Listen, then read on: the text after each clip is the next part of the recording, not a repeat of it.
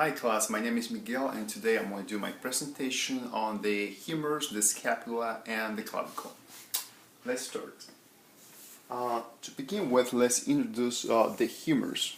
The humerus is above the upper extremity that attaches to the clinoid fossa of the scapula to form the clinohumeral joint. On the lateral aspect of the humerus, we have the greater tuberosity or greater tubercle.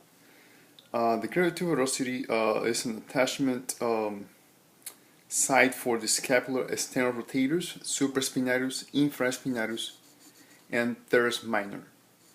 Medially to the greater tuberosity, we have the lesser tuberosity of the humerus, which is an attachment for the subscapularis muscle, which is an internal rotator of the scapula.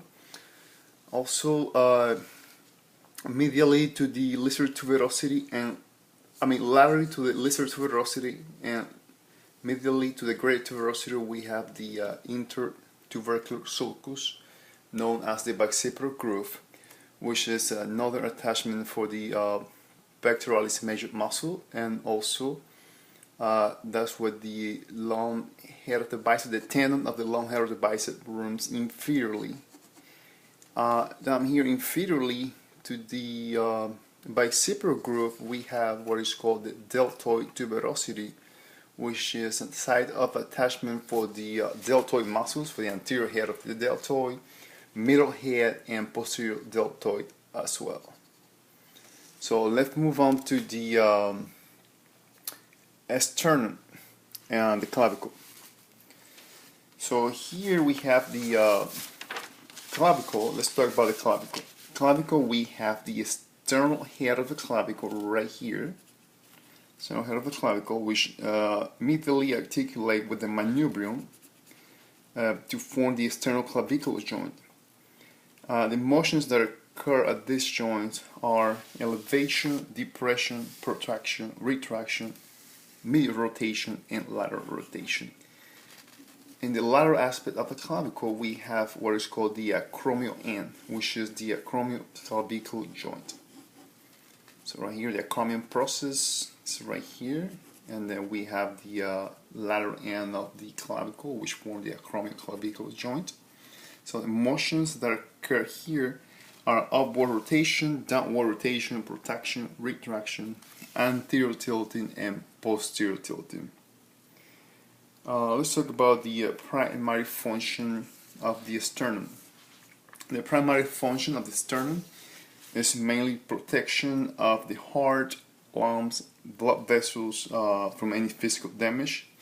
It is further divided into three different parts. We have the manubrium, we have the body of the sternum, and then we have the xiphoid process. Right here, on the manubrium, we could see that manubrium articulate with the clavicles. This is the site of attachment for the clavicle, which is the clavicular nache. So it's right here, lateral to the manubrium. So that is the site of attachment for the clavicle. And then also the manubrium attaches with the clavicle and attaches to the cartilage of the first two ribs. So one right here, and this is the second one. Now also the superior 7 pair of ribs, which are not here illustrated, they also have what is called they attach to the sternum by costal cartilage, which is known as the vertebral external ribs. Now let's talk about let's move over here to the scapula. So this is a lateral view of the scapula. So as you can see, this is the clinoid fossa where the clinohumeral joints articulate. So that would be the head of the humerus here and the humerus, so that's the fossa. So here we have the supraclinoid tubercle, which is a site of attachment for the bicep brachii or bicep brachii. And down here we have the infraclinoid tubercle, which is a site of attachment for the long head of the triceps. If we move over here, this is a posterior view of the scapula. So here we have a little more structures, a little more complex. So here we have the spine of the scapula and the acromion, which is a continuation of the spine. So what the spine of the scapula does, it divides the supraspinatus and the infraspinatus. So we have the supraspinatus fossa here, which is a site of attachment for the supraspinatus muscle, and the infraspinatus fossa, which is a site of attachment for the infraspinatus muscle. See here on the acromion. So the acromion articulate with the clavicle to form the acromioclavicle joint that we already covered when we talk about the clavicle. Here on the superior angle of the scapula, this is a site of attachment for the levator scapular muscle. Here we have the medial border of the scapula, which is a site of attachment for the rhomboids minor and major, also known as the vectiver border of the scapula.